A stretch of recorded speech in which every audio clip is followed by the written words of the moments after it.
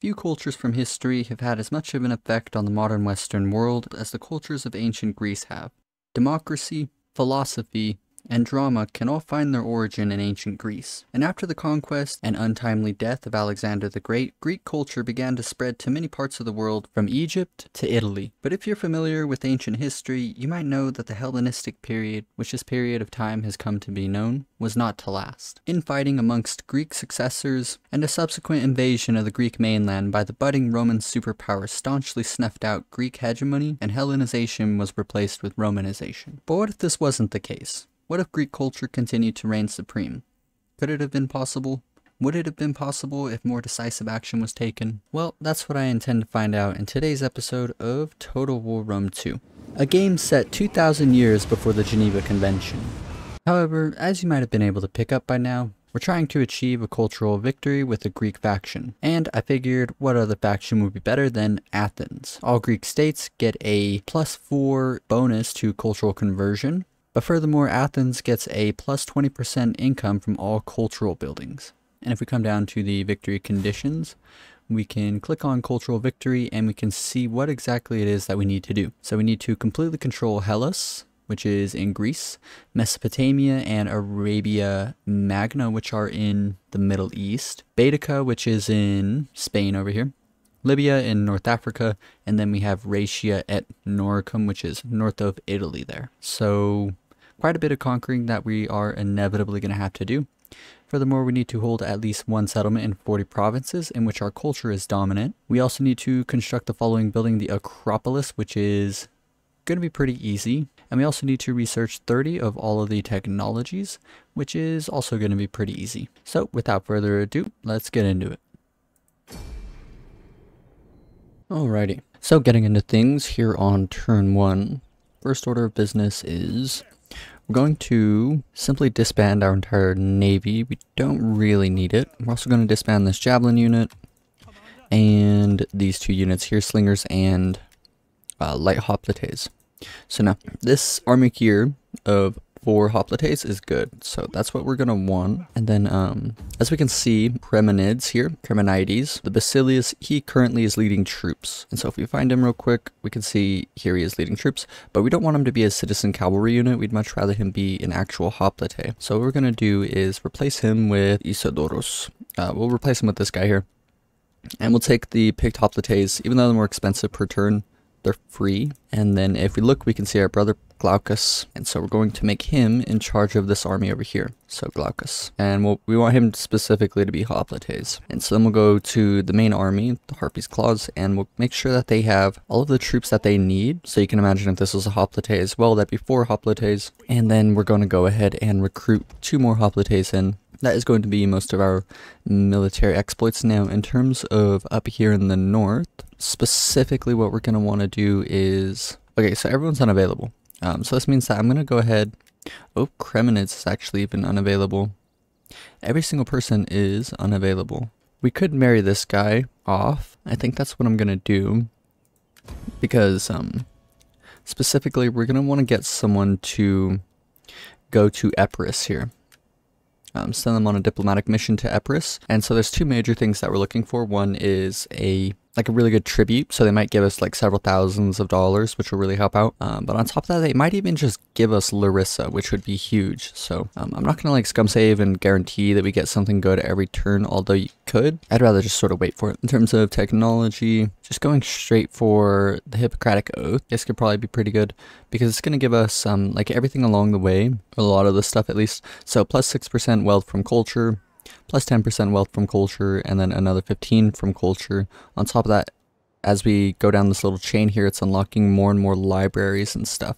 And so as we can see, we have currently a Traveler's Lodge, and if we wanted to turn this into a library, we couldn't because we need scholarship. So plus research rate, a bit of money from culture, that's all pretty fine. The Traveler's Lodge is pretty good. Amongst other things, it gives +1 experience for all new agents, and so that's what we're going to make our spy do. Typically, it's a good idea to try and match whatever they're good at. So she's a scout. So you can imagine having her like a maxed out level scout plus 9% combat or campaign map movement range for parent army. That would be really good. But with my first spy, typically what I like to do is leave them in our capital on counterintelligence. Reason being is that eventually she will increase the starting level of all of our other agents that we're going to recruit. On top of that, we get this right here.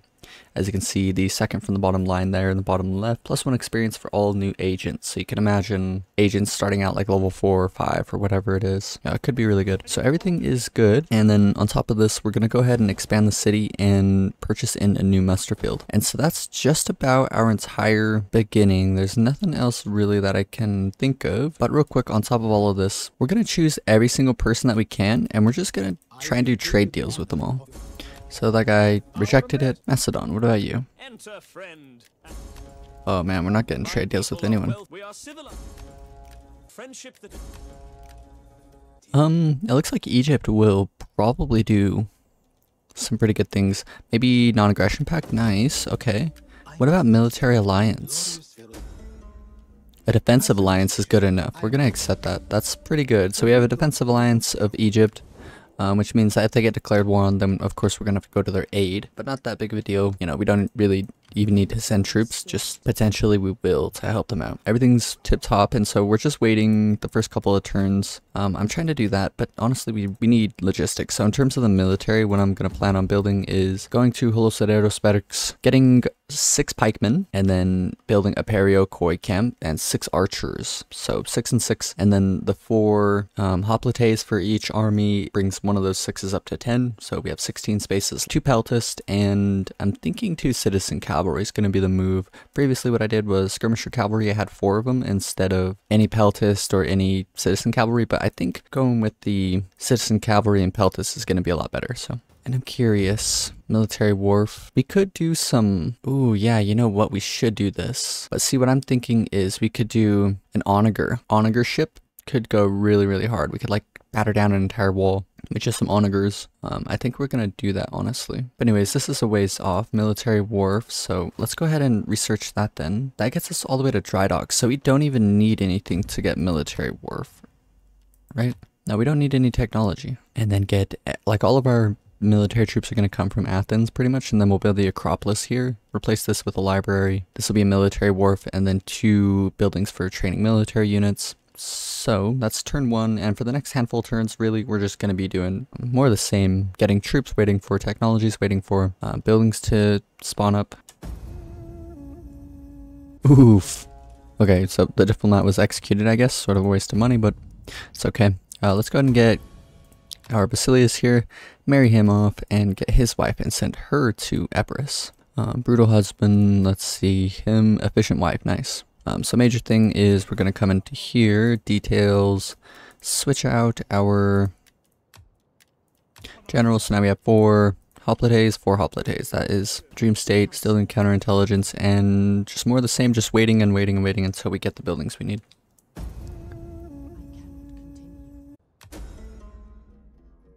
Ooh, we've gotten the generous tribute, so that's really good. So as you can see, we have like 7.5k now. Let's go ahead and continue sending her to Epirus. Would be really nice if they gave us Larissa right about now. That'd be really good. We could upgrade like these buildings here, but I'd rather sort of wait until our armies are completely put together. Our spies leveled up. So now we can get a good look at all the different like spy technology or like skill tree. Here we can see network, the bottom line there. +1 experience rank for new agents in local province when deployed. You have to wait until the next turn for these to take effect, but that is quite good for us. When we're recruiting up our army, it's a good idea to go with the things that have the lowest amount of upkeep, so archers first, of course. And so we're going to want each of them to have 6, each of these 2 armies. But for now, we'll only get 1, so we'll do these 4, then 2 more next turn, and then maybe the Peltis next. Yeah, we'll do the Peltis next. On the next turn, 2 archers, 2 Peltis, and then after that, we'll do 4 pikemen, and then 2 pikemen, 2 citizen cavalry, and that should be the entire army built together. Likes Egyptians. Nice, that's kind of cool. +2 Hellenic cultural influence. And of course, just keep on sending her to Epirus in the hopes that something good continues to keep happening. They betrayed us, that's fine. We're going to be making quite a bit less money for like the next handful of turns or however much it's going to be. But but that's okay. Let's continue to send her to Epirus and then continue getting more troops. So we have the Peltasts, we got all our hoplites, we got all the archers. So now it's time for pikemen. So 1, 2, 3, 4. So these are going to be quite a bit more expensive than the other troops we've been getting. So 100 each, and here's 4. And then we want 2 more and then 2 citizen cavalry. So this is going to be either really close or we're not going to have enough money. So let's look into diplomacy, see if we can find someone else who likes us, who's willing to do some trade with us. The Etruscan Kingdom, I mean, we can do trade if they'll accept it now. Pontus. Sardes. So nobody's willing to trade with us, which is quite a shame, but we'll just continue along. It would have been pretty good to get the polis, looking back on it. Maybe even the trading post would have been really good to get, because that's a lot of money. 60 and the 120, so $180 increase. And then another 100 here would have been really good, so kind of a misstep, but it's okay. Would have taken more time anyways. Need for cavalry, let's do horsemanship, +2 experience rank, a generous tribute again. So now we have kind of a lot of money. And so now we're looking for 2 citizen cavalry and 2 pikemen. So this is probably going to push us below, like we're going to probably start losing money, but that's definitely going to be okay. Let's go and upgrade our polis as well as the trading post. I want to, but now we're not going to have enough food for that. We can only do the polis, right? Yes, that's okay. So now we are reaching the critical point. On the next turn, we'll be able to attack Athens. Or not Athens, Sparta. Oh, we never, what's it called? Got rid of our diplomatic treaties with Sparta, but we're going to do it anyways.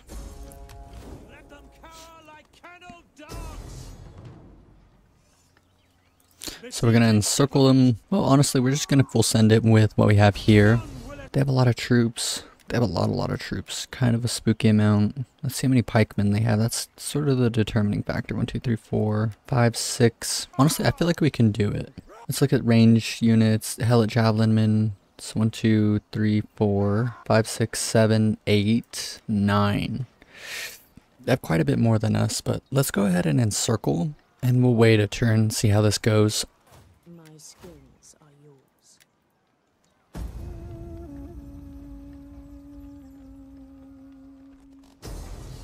Okay.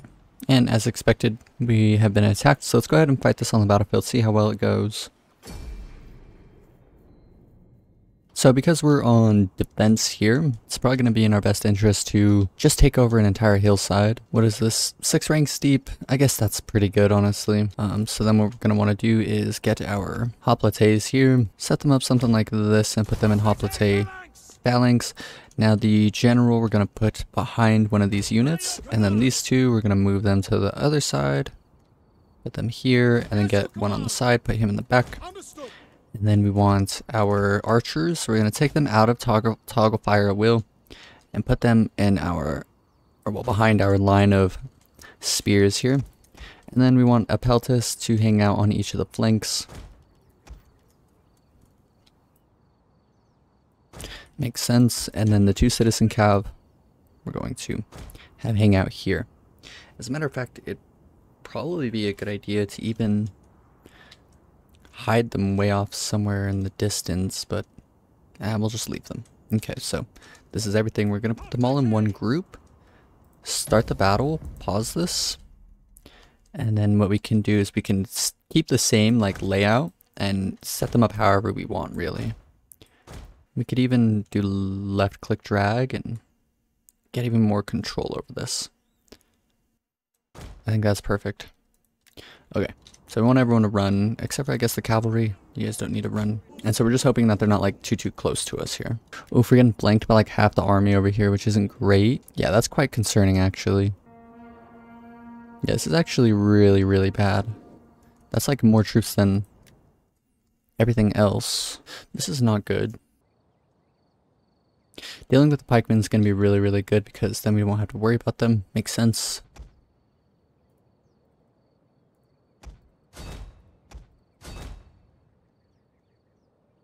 So we want to completely shatter these javelinmen. That would be the most ideal. We're going to send these hoplites to engage their hoplites. We should outclass them, hopefully. And it looks like the Periokoi pikemen are absolutely eating it, which is really good for us. Yeah, they've sustained critical fatalities. A bit too many troop losses. We're also adequately dealing with these javelinmen with our cavalry, which is really good. Okay, so Periokoi pikemen dealt with. Let's get every single one of our ranged units and have them start taking down the Royal Spartans. That would be really good if we didn't have to worry about them as well. And as a matter of fact, let's try and run them all a bit further down this way here. Could be good. Let's have them run like lateral first. Yeah, this is looking a bit sketchy. We might not be able to completely do this.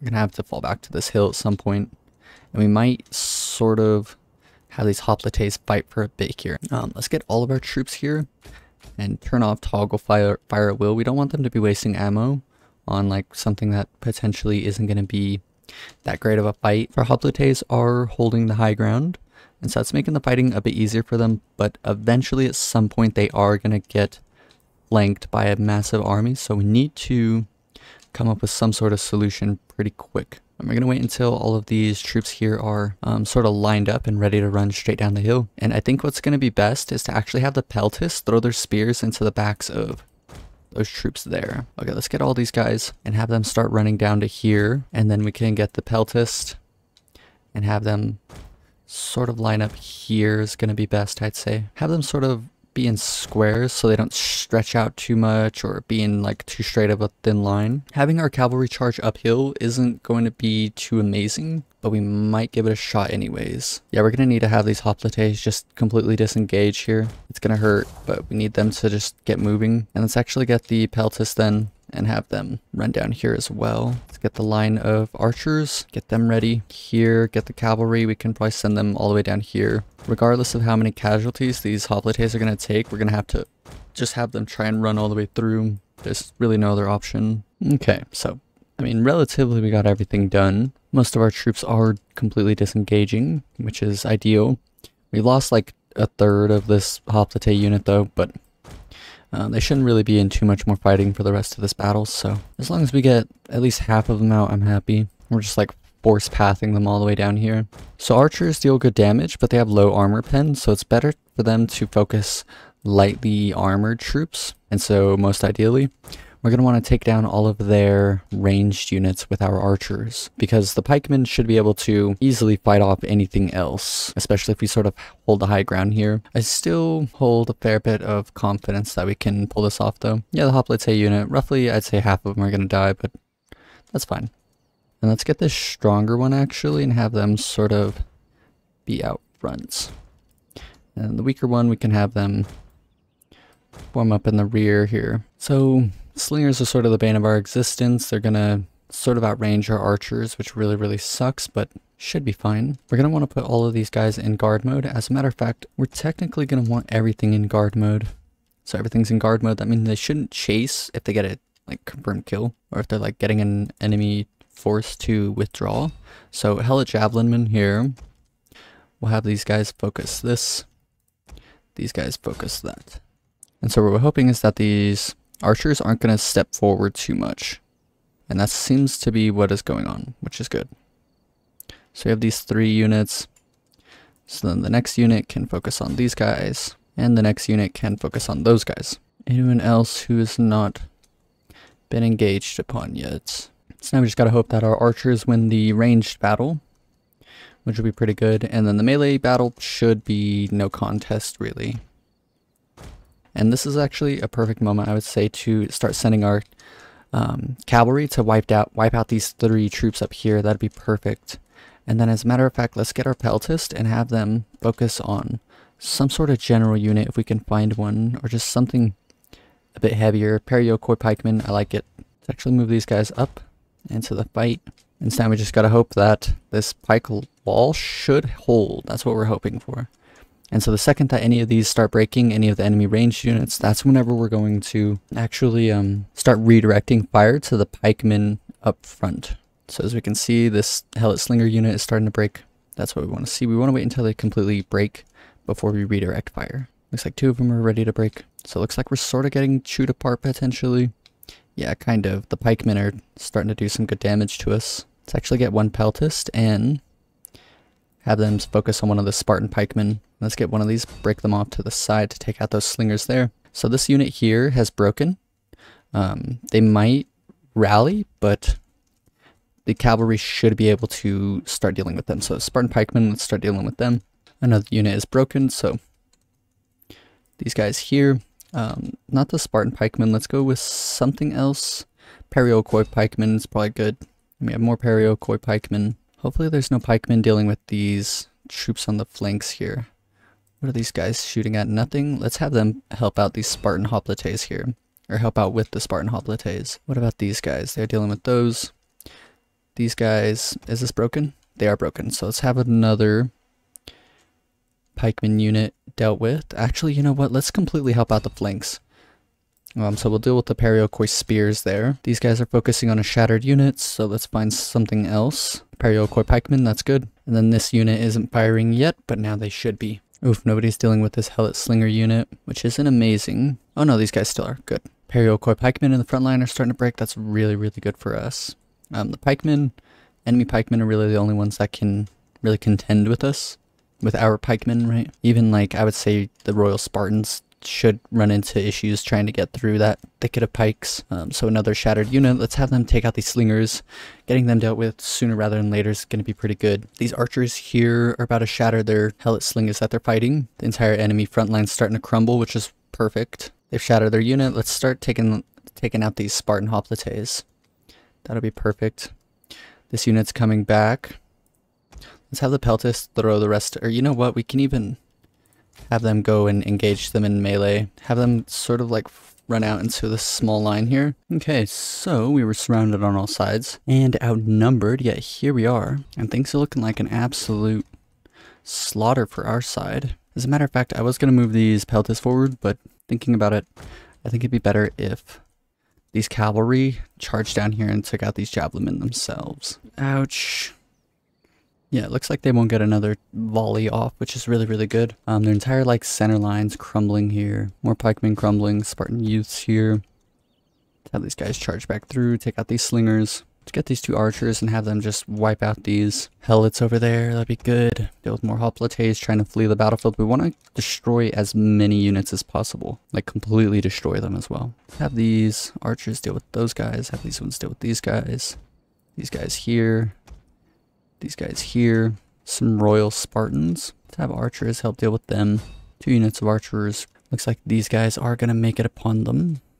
These 2 units here, let's have them focus back on up. We focus on Periokoi. Yeah, we should actually have like all 3 of these units here focus on these Spartan pikemen. Oh no, these guys got countercharged. Not great. We'd rather not lose any of our citizen cavalry if we can help it. That would be ideal. So these Periokoi pikemen, every unit that's fleeing, we want to try and wipe them out as like quickly as possible. Let's actually get these guys. I don't want to have them run too far, but so they're shattered. What happened to their pikemen? Did we wipe the pikemen out? I think we did. Okay, well, have these guys focus here. These guys focus here, these guys focus here, these guys focus here, and then we'll have 1 unit focus here, and then this unit focus on their general unit. I don't know if we're going to even be able to make it through this. Yeah, don't even try, guys. Just back it on up. General is still alive. Very good. Yeah, we're just going to have these guys run down this way.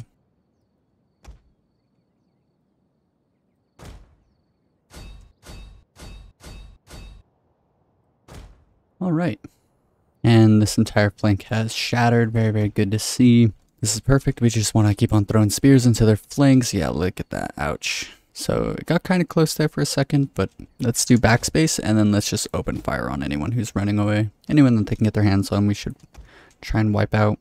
Looks like their general is going to get absolutely destroyed here. Yeah, look at that. Just spears being chucked into their flank is just too deadly, and they shatter.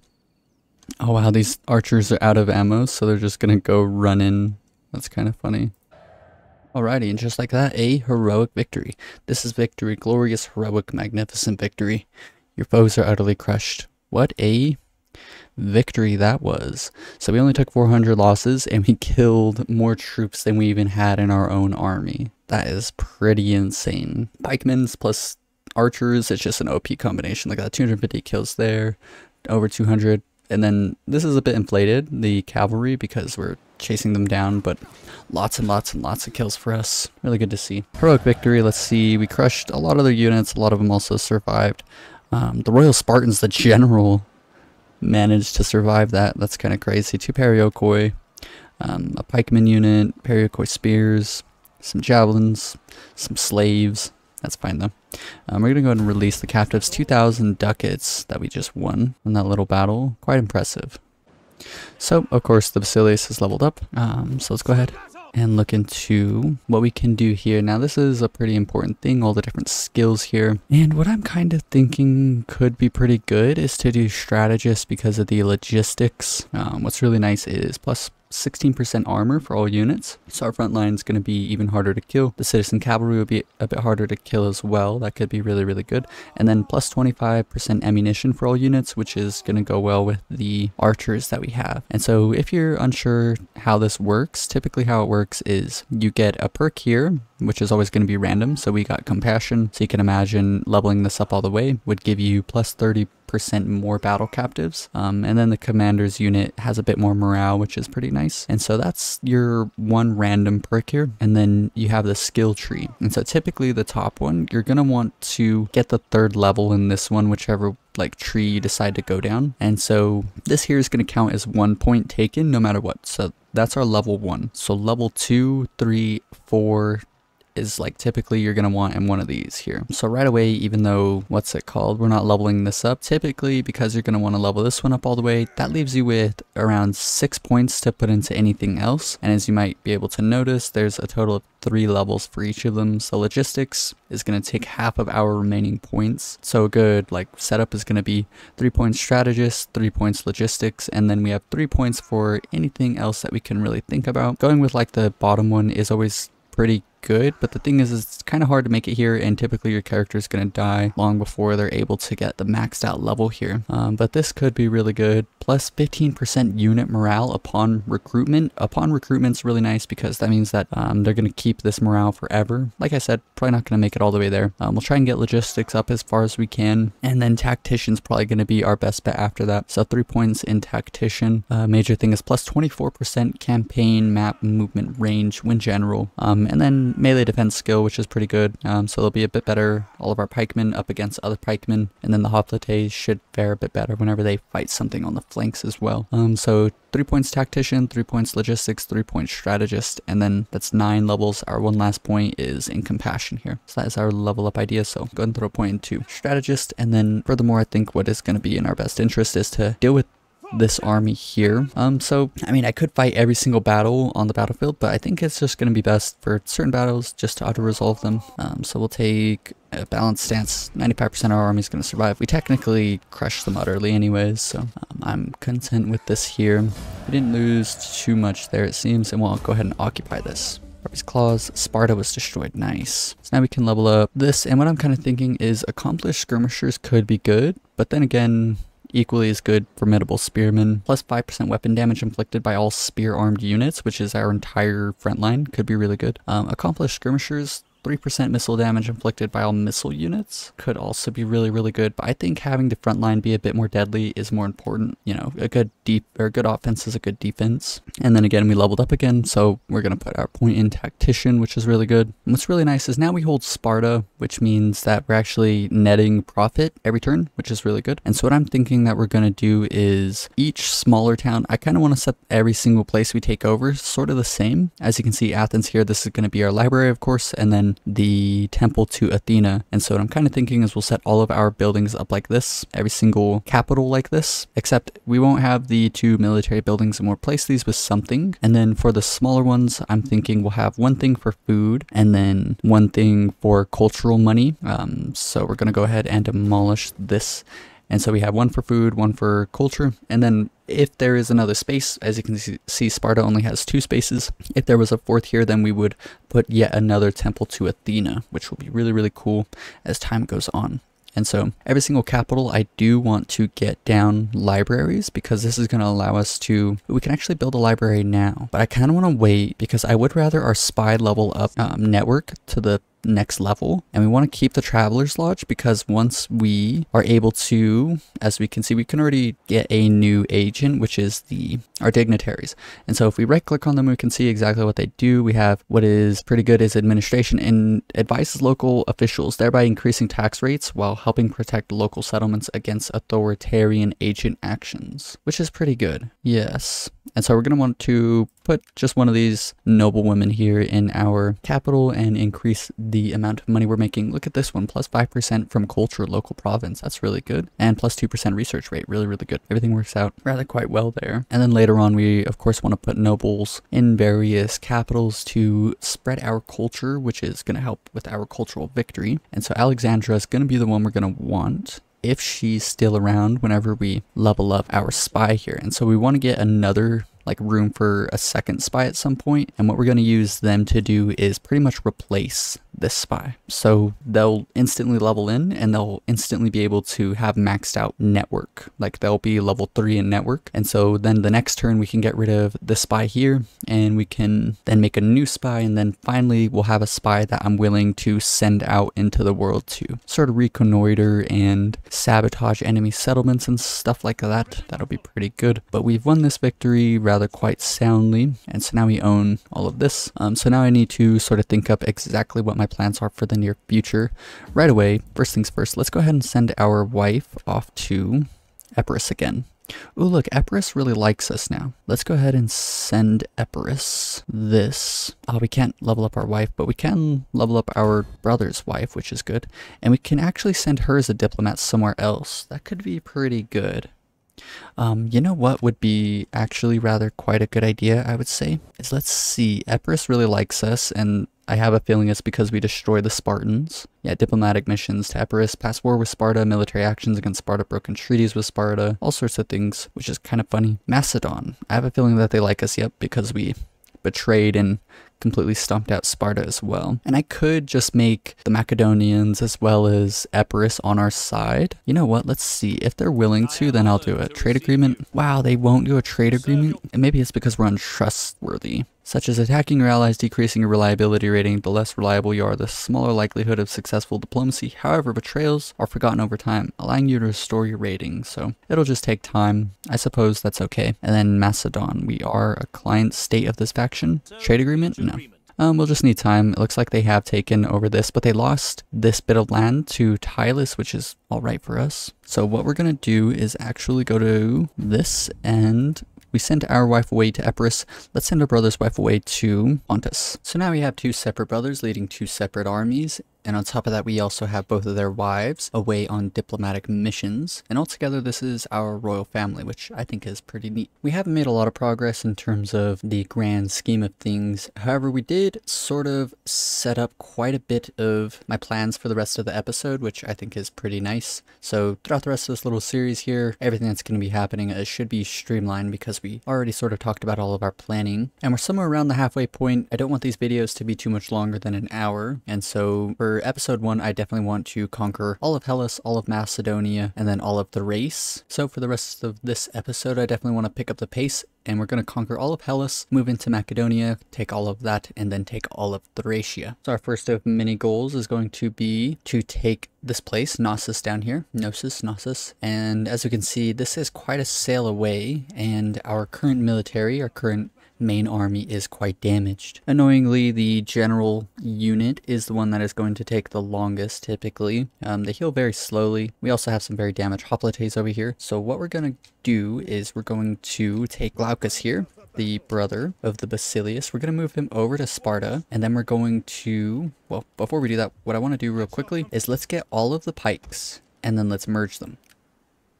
And so that leaves us with 1, 2, 3, 4 pikeman units, and then 1 is heavily damaged. And so then what we're going to do is take Glaucus here, and we're going to take these 4 pikemen with us. And so in total, we're going to need 6, so now we can recruit a total of 2 additional pikemen. And then this pikeman here, the one that's heavily damaged, we can just disband them. So we're not going to need to do anything for the hoplite units because Glaucus has his own hoplites. Glaucus can also take the peltas with him, all of the archers. And I mean, I could just pick up the citizen cavalry units, but I might as well merge them and then take the citizen cavalry unit that still has quite a bit of health with them, and then let's march them as far as we can towards the sea over here. And from here we have space for 3 new units, so we're going to pick up 2 pikemen and 1 citizen cavalry unit. And so for the next couple turns, we're going to be sailing down here to Knossos and conquering that on up. All the while, our Basilius is going to be hanging out in Athens, pretty much just healing up these units here. The citizen cavalry is pretty high level unit, rank 5, so we do want to keep them around.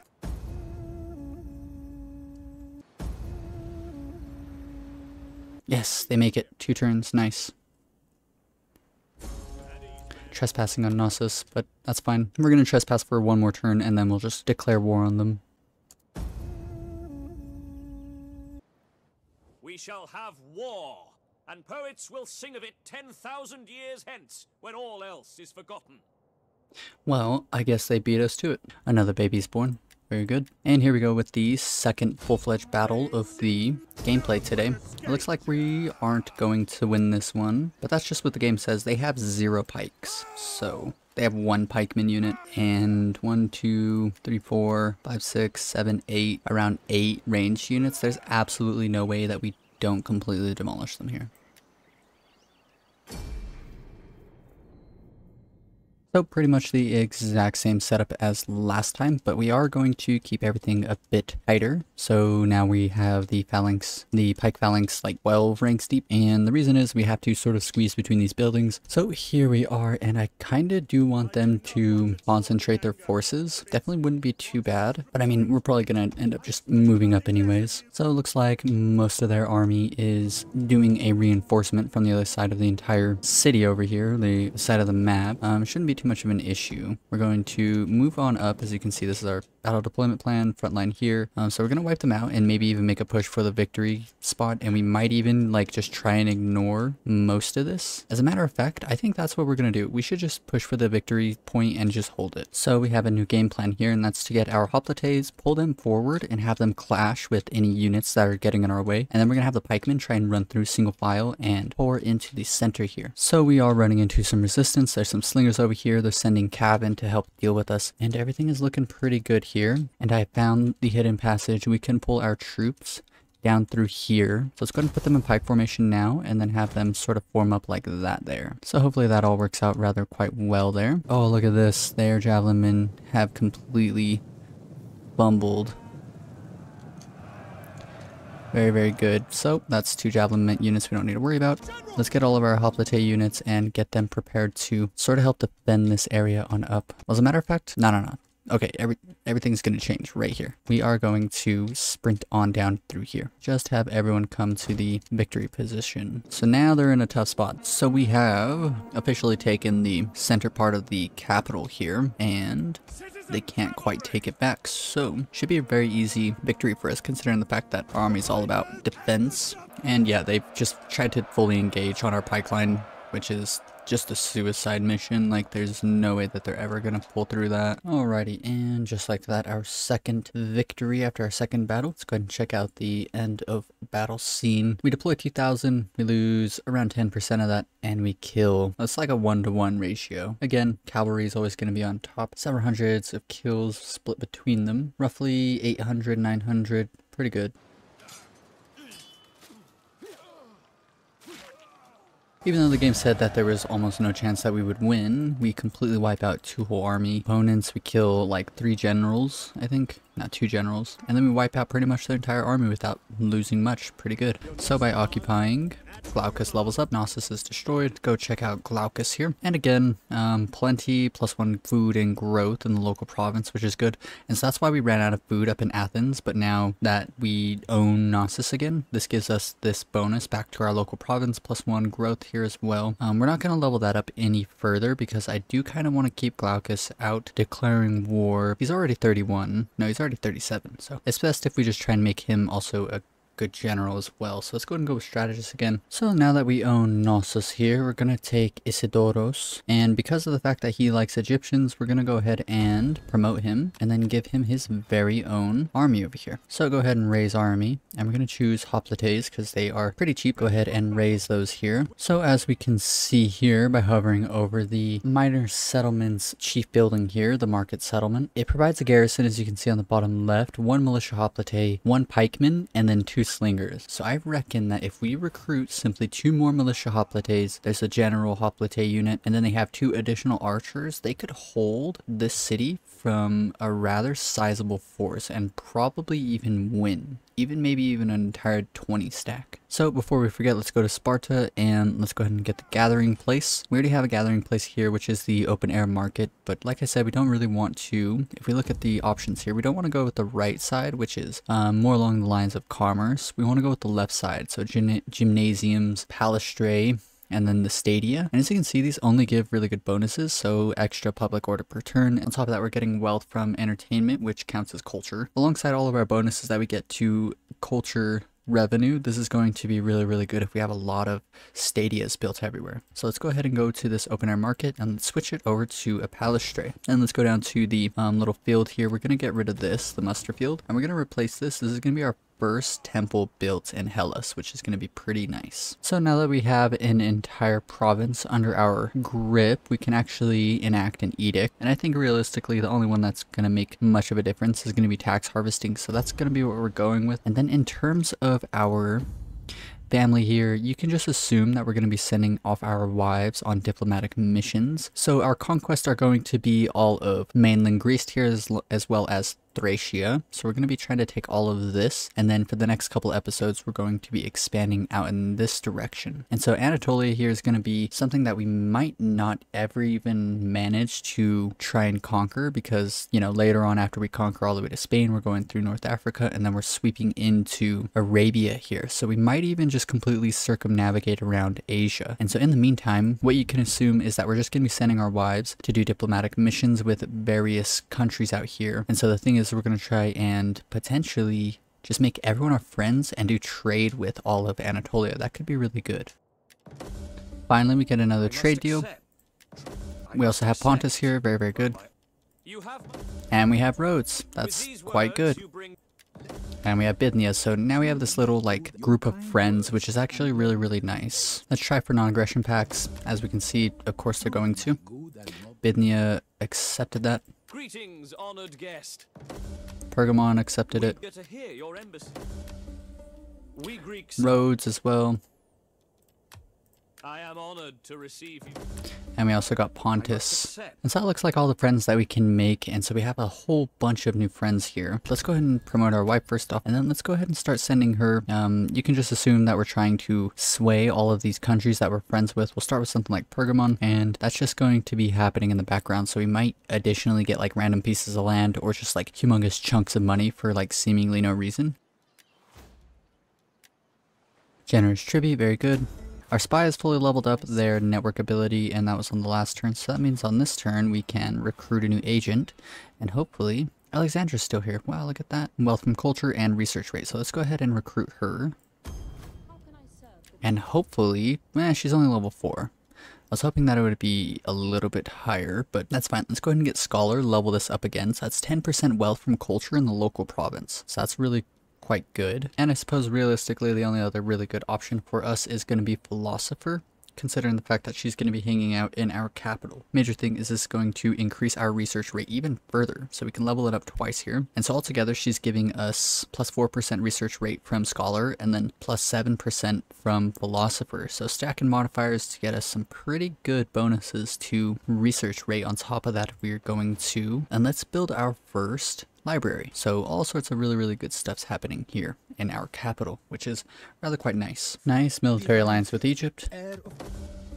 Nice. So accidentally I went ahead and finished our first main objective, like chapter objective, by making Alexandria our like full-on ally. So if we come to strategic overview and we look, they must control all of Egyptus here, Egypt, and this has allowed us to move on to the next section of the game, which is pretty cool. So we probably won't ever have to come and conquer Egypt. It'll just be our friend forever, which is really nice. So plenty of trades going to be happening with them for the rest of our playthrough here. Finally, we have our main army pushing into our capital here, which is really quite good. So now that we have our main army back in our capital, it's about time that we're going to go ahead and actually break our client statehood with Macedon here. Go in here and destroy that treaty. So hopefully that doesn't make them too upset with us, but it should be an indicator that we are going to attempt to conquer them sometime relatively soon. And we don't have any diplomatic treaties with Epirus, which is really nice, so we can go ahead and declare war on them on the next turn. We're starting to make heaps of money, and so what I'm kind of thinking is that we should go ahead and do this. Let's go over to Athens with our main army here. Let's grab all of the troops. Let's grab one of the citizen cavalry. But let's grab 1, 2, 3, 4, 5 of the pikemen, so we can trade him this wounded one here. And then let's pull our brother out of the capital. Let's put ourselves in the capital. These guys can hang out in Sparta, but this army here, what we're going to do is it's relatively completely full health. And what I can do is I can pick up the 2 peltasts, and then we can grab 2 pikemen.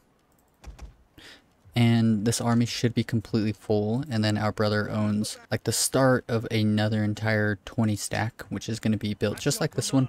Eventually I might change it up a little bit and get rid of the peltasts and replace them with some like onagers or something that we can use to siege. It just depends. So very spookily it seems like the Romans are starting to make a push into Greece, and as a matter of fact it's probably going to be in our best interest to very swiftly start taking land before they do. We're not even going to bother recruiting the rest of our armies up. We're just going to first off declare war on Epirus. Looks like they've been starving to death for a while. Let's see what the auto resolve's looking like. 94%. Yeah, let's go ahead and just do that. That's fine. So we take this bit of land very, very easily for some weird reason. Another janitor's tribute. Perfect. Couldn't have asked for something more perfect.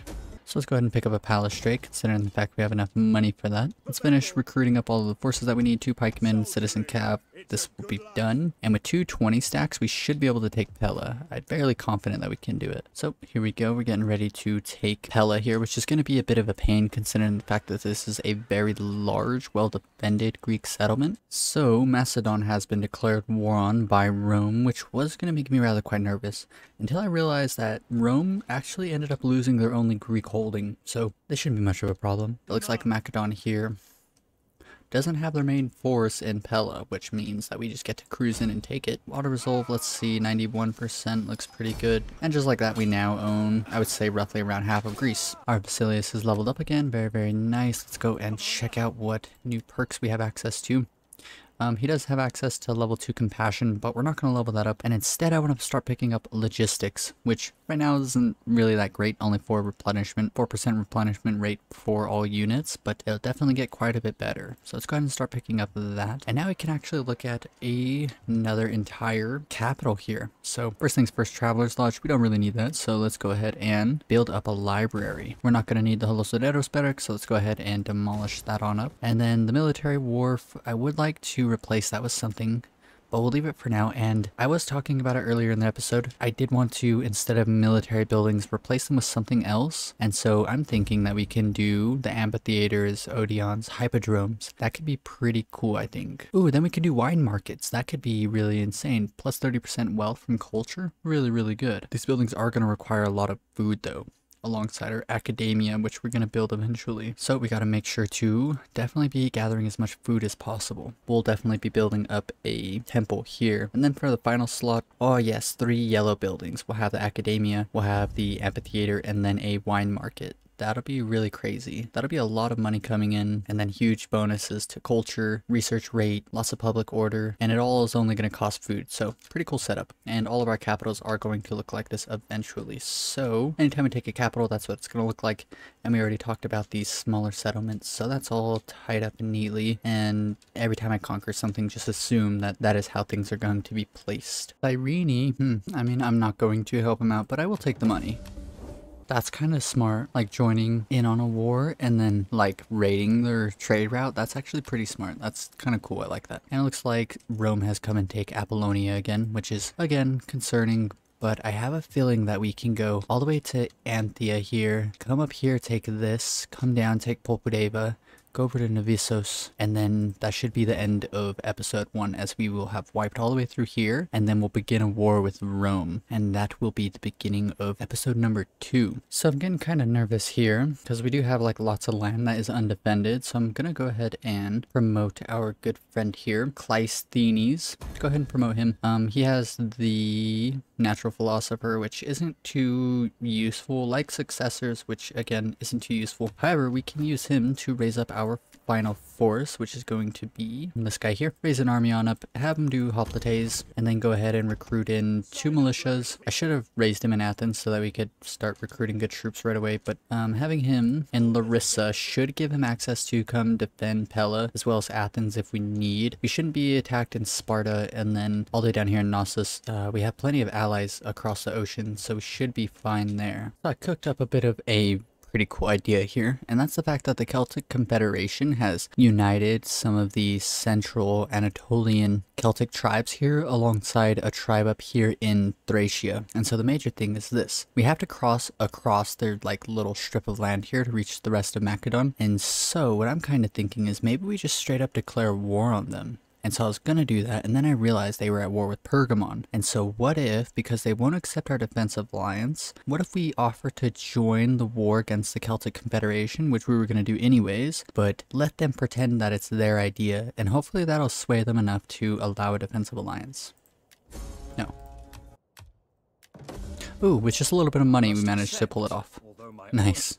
So now we have those guys as a military ally. Like World War III is going to happen if someone declares war on any of us. Next turn we're going to come up here and try and take down the glory of Epona, so hopefully things go well for us. So as it turns out, they have completely fled the city, and I can only imagine where they're going to go. Let's go ahead and send just one of the brothers, the Basilius here, to siege, and it turns out we can just auto-resolve this, which is really nice for us. We don't have to worry too much about it.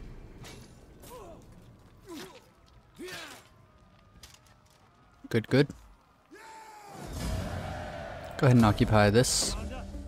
The Harpy's Claw levels up again. Here's the Macedonians. They hate us, but that's okay. And now we have Pella here, which is in a bit of an awkward spot. I mean, we could pull Athena's Faithful over here to Pella. They're probably not going to be enough, though. Let's just take things smart. Let's pull Glaucus back here to Pella, and we can sort of pincer the Heralds of Death. Maybe the next turn we can try and take down the Macedonian main force here. That would be really good for us. Oh, the Harpy's Claws has leveled up again. So after looking over everything, accomplished skirmishers could be good, but that's only 3% missile damage, a bonus of 3% missile damage. But if we look at inexorable conquerors, we can see that we get the exact same thing, but on top of that we get +3 weapon damage inflicted by all army units. And so that is pretty good. 9, 9, and then 12, 9, and then 6 shots per minute. So eventually this will be pretty good, but I think this is going to be way better. So let's go ahead and pick that up. So it's probably going to be in our best interest to next research all the way down to perennial irrigation. Major thing, this is going to allow us to get lots and lots of food into our cities, and then after that we'll focus on going up to state banking, which will allow us to get the wine markets finally. And something that we'll have to do relatively soon, maybe as soon as we're done with the food, and then maybe even all the way after we're done with maybe all of this stuff. It might be like one of the last things we do is field surgery, which will allow us to build the Temple of Athena Promachos. But in doing so, that'll actually allow us to finally build the Acropolis here, which will be pretty cool. Plus 40% wealth from culture, amongst other things, of course. Let's go ahead and kind of tiptoe our way over here. Oh, a very small army. Easy peasy. Cruise on in, and there's another auto result for us. 91%. Very good. Anthea's ours. Go ahead and occupy that on up. Imperium, so we have 2 more armies here. Don't quite have a whole lot of nobles, so we're gonna have to start hiring in some additional politicians. Upkeep for all land units, that's a really good one. Minus 20% public order penalties due to local presence. That could be really good too, considering the fact that we're gonna leave him. Having the +2 cultural conversion's really good. Well, actually, let's hire both of these guys. But very quickly, let's see if Glaucus can deal with this. I kind of have a feeling that, yeah, it's just a bit out of range, but not to fret. Oh no, I goofed it. The Celtic Confederation. Let's see if very quickly we can cover our hide by asking for a peace treaty. Ah, they accepted it. Amazing. So we just like got away with murder technically. So what we can do is raise up forces here. Let's go ahead and get Actor. Yes, raise army. Hoplites, Odessos on the next turn. We're gonna go ahead and do that. Pulpadeva's finished with this. So let's go ahead and pick up, you know what we might do is, what is this? What does this build into? Entertainment culture. Okay, you know what? We might do this. Fountain. Did we ever get this? Advanced construction techniques? Is that where we're... No. Let's go get advanced construction techniques right now, because that'll be pretty good if we can build subterranean aqueducts. So what we can do is like say we're going to build something and then just not build it and keep coming back to do that. But either way, so now we hold Anthea. The Harpy's Claws, we're going to definitely pull them back to Pella at some point. And as a matter of fact, we can get the Harpy's Claws. Let's pull this out, push this in. What I kind of do want to do is leave them with 2 archer units, and then he should be able to hire in his very own militia units here. So that's fine. And that is all she wrote for this turn.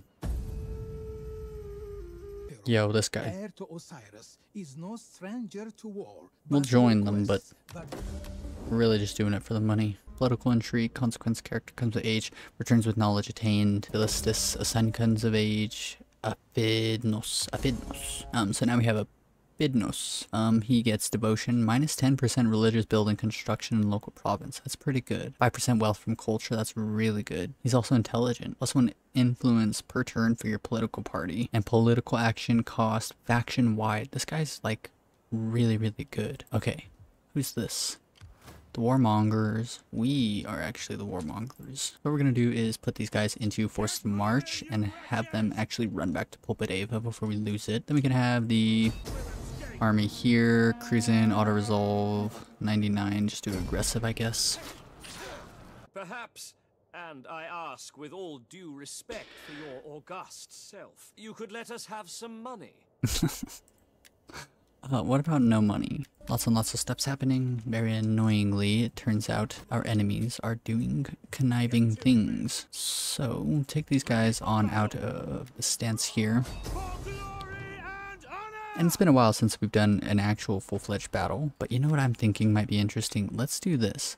Let's get our brother. Let's put him into forced march. Let's have him march all the way to here, and then let's go ahead and sally forth and fight these guys. Mano a mano. So, our brother's force comes in from the left over here, and then the force from the city is showing up behind us, and this hill here is rather quite an interesting battlefield piece of land. So we're going to go ahead and try and take the top of this hill, of course. Alrighty, so that was a bit painful, but we've completely set up like this ginormous, very intricate setup, and hopefully it doesn't get completely squandered by the fact that the enemy forces are going to get really, really close. But we have our entire front line set up, and then we have a second line set up. So the front line is all of our pikes that are the strongest, and then the second line is our weaker pikeman units. They have some pretty weak units, so it'll just be, first off, more kills for us to get. On top of that, it's going to be kind of satisfying to watch such weak units just get completely massacred on the battlefield. These hoplites are going to be in a bit of a dangerous spot unless they run directly here. The hoplite unit might just completely get evaporated. That would not be good at all. All of our stuff's on pike. Oh no, I wasn't paying attention. Peltus, go ahead and pelt. Let's actually get both of these 2 archery units here to fire upon them as well. And all of their slingers are like just out of range of everything, which is really, really, really annoying. But on the plus side, we do have cavalry that we can... Oh yeah, that's gonna hurt really bad. Wasn't paying attention, but that's okay. Let's go ahead and get our cavalry out here and do the same thing to them. Yeah, once these pikes are fully deployed, there's absolutely no way, even though we probably are winded, there's absolutely no way that they'll ever be able to take us down. This hoplite unit is probably just gonna die.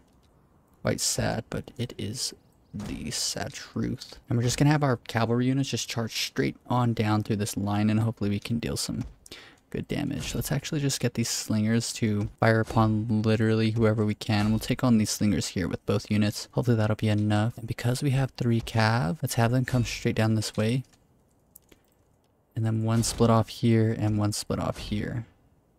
And hopefully these... Oh, you know what we should have done is we should have got these mob units and had them charge at one of these guys. Oh no, this hoplite is probably rather quite doomed. Ooh, they get, like, this cavalry is kind of decimating our troops. Getting some like really good charging off, and I just didn't really do anything about it. Kind of annoying. 2 Peltis units though. Let's get the slingers and let's get our archers actually and just have them completely try and decimate their levy units there. And as a matter of fact, can these guys reach? They can. Look at this. Let's have all of, yeah, like, even though it looks like our hoplites here are gonna die, there's a high probability they will. But if they can hold out for just a little bit longer, then we will be able to absolutely smash them with all of our archers. Let's actually have this hoplite unit charge up and join the fray, help them out a bit.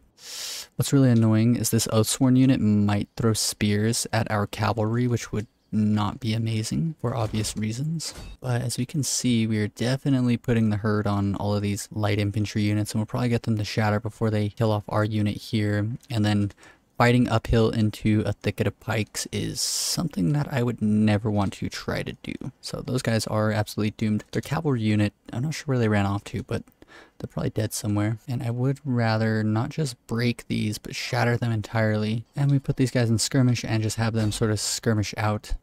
Have one of you guys focus here, one of you guys focus here, and one of you guys focus here. Sort of make sure that we're focusing on something at all times, not just sort of killing something that's already dead. This should be a very, very sound victory for us. I doubt we lost too many troops. I kind of did fumble the bag a little bit, but nothing that some good old-fashioned destruction can't solve. So we can actually have, if you just do a one singular right click, you can have everything move forward at the same time, which I think is gonna really deal some good damage there. And let's just have all of team 6, SEAL team 6, fire upon anyone left. These levy freemen are just way too weak to really contend with our forces, so.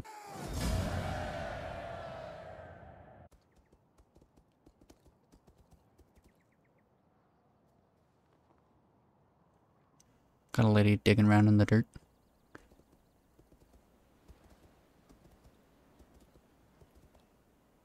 That was interesting. You know what? If we risk it, our brother can go all the way to Novissos, I think. Oh no, that's because he's in the stance. Major, never mind. Let's go ahead and get our brother ready for this then. Send him to Novissos. Enemy army here. Should be easy to deal with. Let's check these guys out. They can't quite make it to us for an offense, which is good.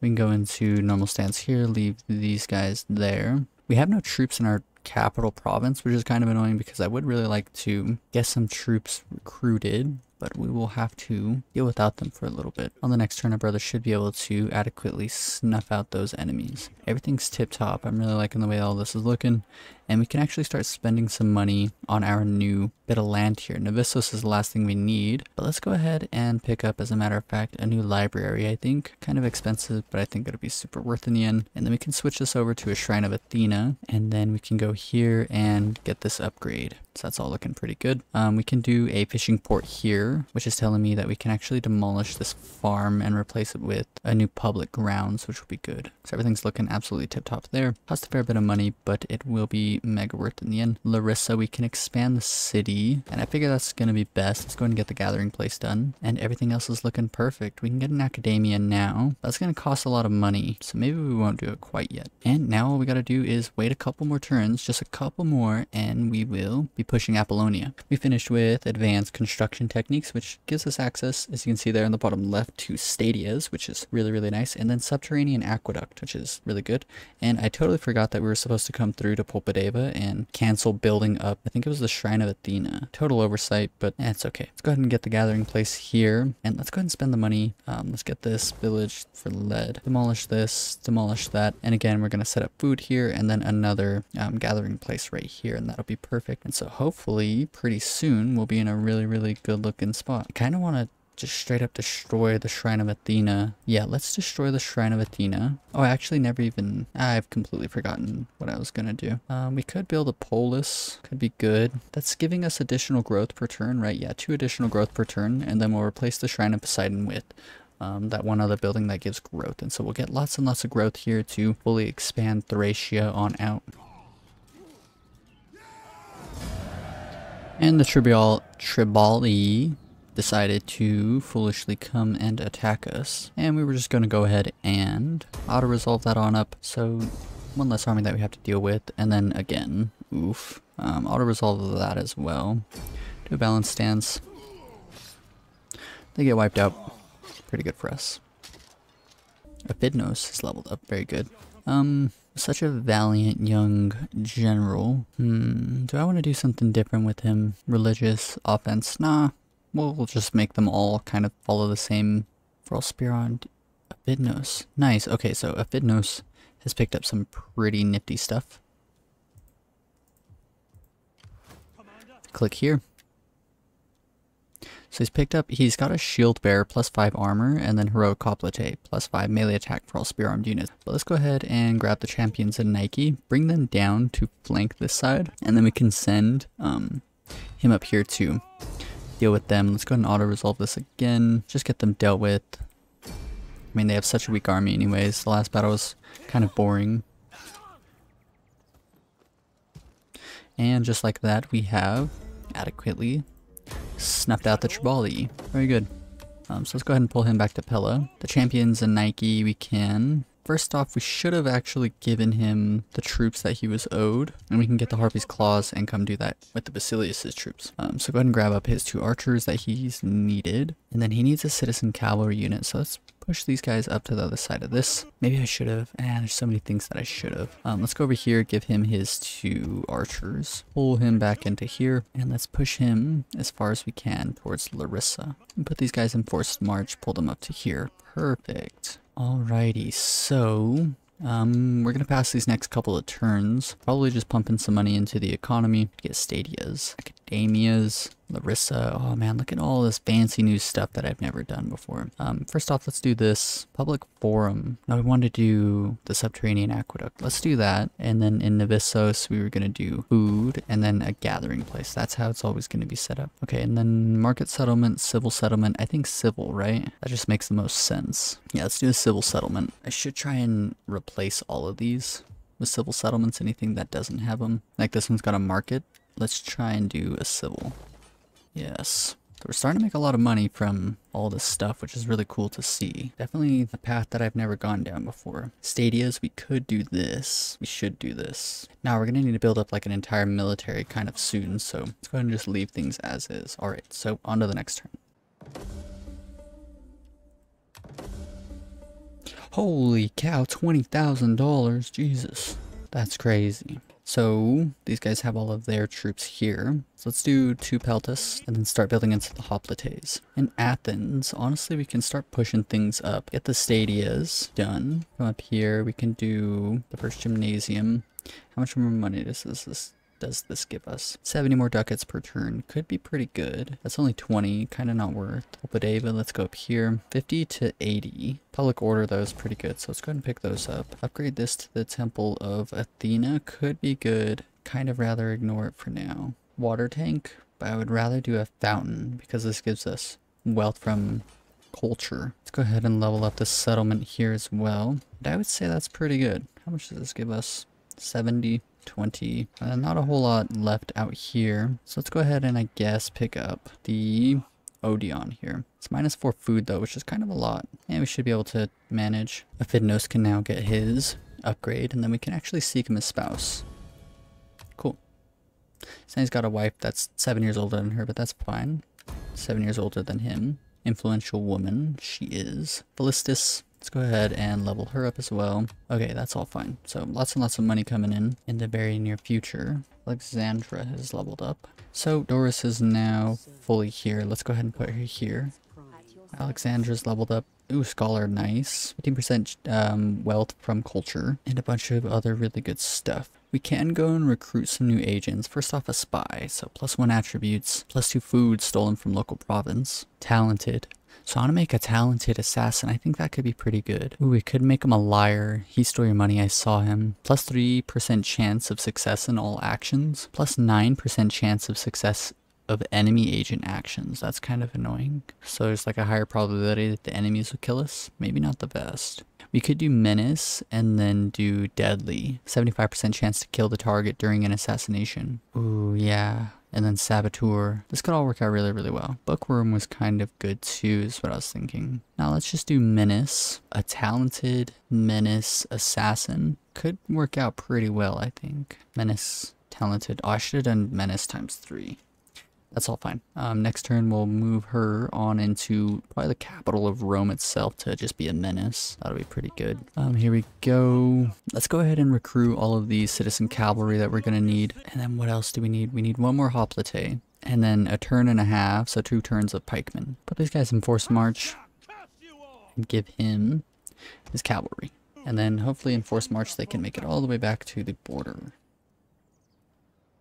Right around here. Perfect. So we can't take these guys out of forced march anymore. Mega unfortunate. Looks like we're gonna have to wait 1 extra turn. Rome wants military access, but nope. Ally attacked. The aggressor, the defender, Pergamon, Bithynia, Rhodes, Athens, enter on side of ally. And as our final trick, 2 pikemen. Let's even go so far as to poise the champions of Nike to take Epidamnos. Because I do intend on pushing all the way into Illyria, Cisalpina, Raetia, Noricum, or even Pannonia, so maybe the champions of Nike can start dealing with this as we kind of swallow up. Well, you know what, we could even base like 3 fronts at the same time. Champions of Nike we can push into Pannonia and Illyria, and then the Basilius himself, hopefully he's not getting too old. We are kind of passing a lot of turns kind of quickly, but maybe he can push into Apollonia with his son, and they can start pushing into Italy, and maybe the Basilius goes straight for Italy while his son goes through the rest of Magna Graecia, pushes up into Corsica and Sardinia, and then they all reconvene to take Raetia, et Noricum, and Provincia and Cisalpina. So by the end of the next turn, hopefully we control like this humongous circle here. That'd be pretty good. But it looks like things are getting very, very, very, very close. So you know what, maybe it's even time. So next turn, these are going to be done, and he can move up pretty close to Apollonia. Maybe even force march him here. And so maybe it's time. I think it's time. It's time. Wait. No, it's not time. Let's wait 1 more turn, and then things will be looking really good. The name of one of your subjects on the lips of everyone. Whether this will prove beneficial remains to be seen. A dispute. Let's go deal with that real quick. The seas have been becalmed for quite some time. If we are to trade and send warships against our enemies, we must regain the favor of Poseidon by making an offering. Sacrifice a child. Jesus. We'll sacrifice a bull. That all seems fine. Okay, so now that we're ready for it, let's go ahead and get the Harpy's Claw and take down Apollonia. We don't need to call our allies in. They're dealing with all of their own problems, and we should be able to take Rome by ourselves. So let's go for Apollonia here. And let's go ahead and auto-resolve this. 98% with an aggressive stance. Stab the Roman in the head. Very good. Occupy Apollonia. And let's go ahead and get the Athena's faithful, put them in forced march, and get them as close as we can to Apollonia. And then we can get the champions of Nike with Glaucus and take down Epidamnos here. Let's go ahead and do an auto-resolve. Go into an aggressive stance again. Shank the Roman. Perfect. Glaucus is leveled up. And again, we'll just go ahead and, well, you know what? Let's do strategist with this guy. No, tactician. So he gets a little bit more movement speed, or movement around the map. And so what I was kind of thinking is the champions of Nike here, we can actually use them on our next turn. The next episode in the series, we can start pushing into Illyria and then Pannonia. I think that'll be pretty good to use Glaucus in his remaining years. Next handful of turns, see if he can take all of Pannonia and start pushing into Raetia Noricum and Cisalpina here. The Basilius will push into Magna Graecia with our son, and then we'll go straight for Italy, trying to take Rome itself, and then push up into Cisalpina and probably take most of this, and then help with Raetia et Noricum. And then our young son, who's the heir to our throne, we will push into Magna Graecia with our father, and then come down through here, take all of Magna Graecia, take all of Corsica and Sardinia, and then push up here into Cisalpina, maybe help with Raetia et Noricum, and try and take Provincia. That'll be our goals for this next entire episode. Try and take this humongous swath of land. Episodes after that, we will be trying to push into Spain over here. So, like I said, I keep forgetting his name. The youngest one, the Basilius' son, the prince, he is going to push into Provincia, hopefully, and so he'll probably spearhead our push into Spain, and we'd probably only need 2 armies, honestly. Like, Well, I'm not too sure how this is going to turn out, but we definitely should be able to take this relatively easy. And then that'll be probably our third episode, and hopefully in that episode, if we make it through Spain rather quite quickly, we can start pushing through Africa all the way up to our friends of Egypt here. And then once we're done with all of this, hopefully that's episode number 3, then we can go and help our Asian allies out here in Anatolia deal with any of the like trouble causers out here that are kind of bugging our allies, and then we can push into Mesopotamia and Arabia Magna, fully ending our series. So that'll be pretty interesting. I really hope you guys enjoyed. If you did, be sure to leave a like, and if you want to follow along with the rest of this series or potentially some of the other series, I think I will do a handful of additional series on Total War here. I also have all sorts of other series, mainly on Tropico 6 if you're interested in city builders, but a lot of the series that I make on various games, I'm definitely keeping them as neat as I can in various playlists. So all sorts of really interesting playlists that you can find of various playthroughs of various strategy games. But I think this is actually a pretty neat shot. All the warriors on both sides of the Adriatic, Romans on one side, Greeks on the other, and they're angry at each other. So it's going to be rather quite interesting to see how this series turns out. I've actually never beat Total War Rome 2, even though I almost have like 800 hours in this game. I just never really got around to it. But this will be pretty fun to actually complete an entire series. This is the first time I've like fully felt rather quite like interested in it. And I'm really liking this series so far, and I have a feeling that the army compositions are really strong and we should be able to easily beat this game. It is only on normal, but I mean, first time beating the game, normal seems fine to me. Peace.